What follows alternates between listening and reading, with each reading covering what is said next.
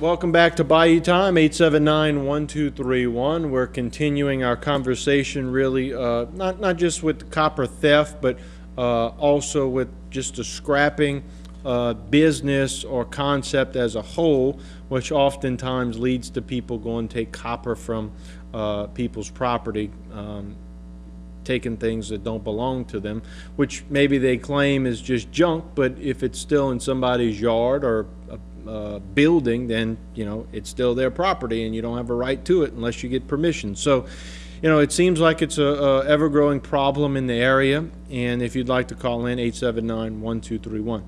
Hello, welcome to Bayou Time.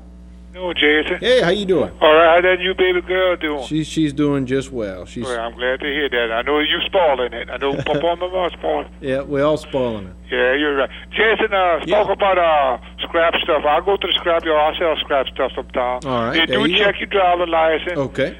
And they take your license number on your vehicle down. They write all that down. All right. And, you got your name and everything. They know what you bring in and everything. But what I see going on there, Jason, I see people roll in there with some rolls of copper wire by 2 inch, wire, brand new wire. And I asked one guy, I said, look, it's none of my business. I said, he had a whole bunch of big rolls in his truck. I said, man, where you get that at, man? He said, oh, they give me that on the job at the yard. I said, come on, man.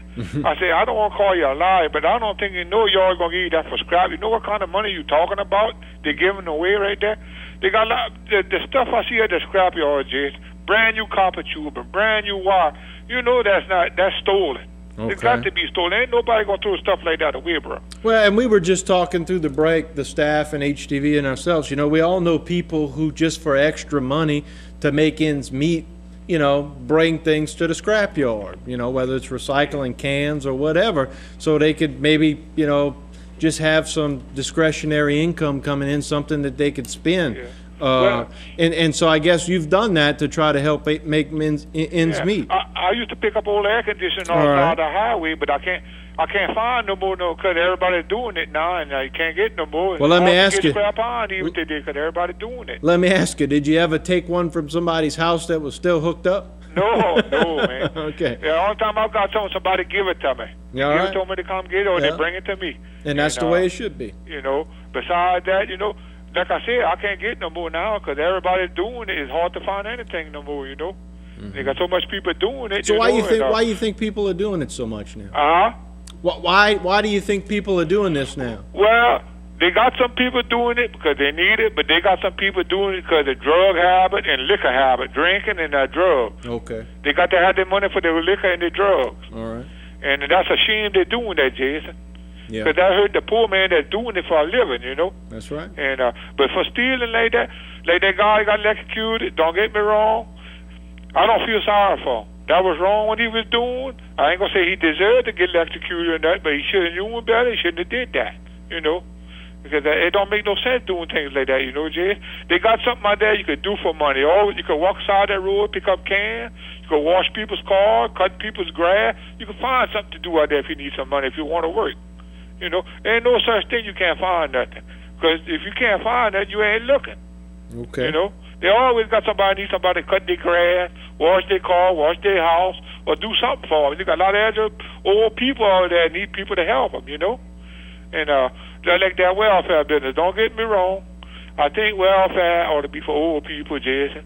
If a woman have one baby, when you go to that welfare office, tell them you can't have no more baby on the welfare unless you're married. Then you got to have a husband, but you got to start supporting it.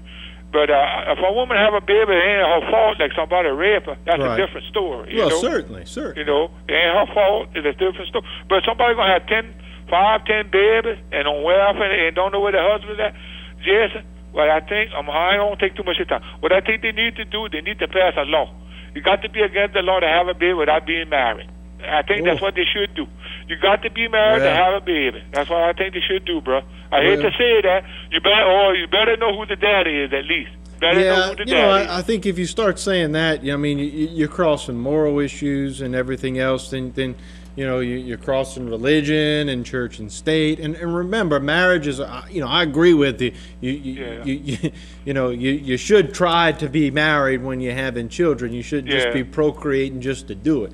But I don't think you'll be able to regulate that. No, you see, what the case is, They got some people out there gonna have all kind of babies just to get that welfare check. Not everybody, don't get me wrong. A lot of them do that just to get that benefit. That's where they need to start checking into this. Well, and I think that was the purpose for that representative putting the law into place. Whether or not that law would stand, I don't know.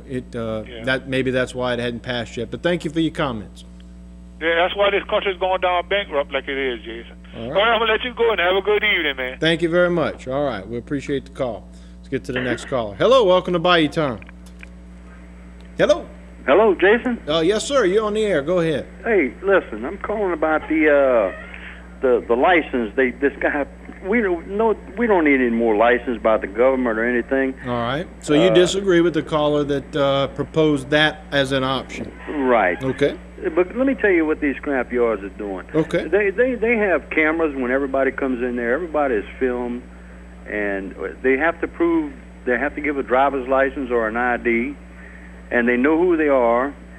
And I can guarantee you, if you check with the sheriff's department or home with the police department, they'll have tons of arrests made at scrap yards because of the identities. Definitely. Now the federal government is cracking down on these people too, and they have went through a rigorous program of beefing up their system because of all of this stuff. Okay. Especially with cars. When people would drag cars in there with no titles, they won't take them anymore. You have to have a title for that car. All right. Unless it's so many years old. But as far as licensing people, for that kind of stuff, that's never going to happen. You can't regulate honesty and dishonesty. Well, that's a good point. That's a good point. It just won't happen. And Jason, did you know something, that the scrap industry in the United States is the 6th largest industry? Wow. Well, I guess it's a necessary industry because you have to put it somewhere, and you can't just let the junk pile up, and hopefully it's recycled into other material. If recycling stopped tomorrow, the price of goods would go up about 30%. Yeah. So that's just my comment. Thank you very much for the call. We appreciate it. All right. Okay. All right, we need to take another break. Do have a couple callers on the line. We do have In the Kitchen with Canadas coming up, but we will have another phone call segment, so stay on the line and hold as we will take a short break, and when we come back, we'll have more phone calls.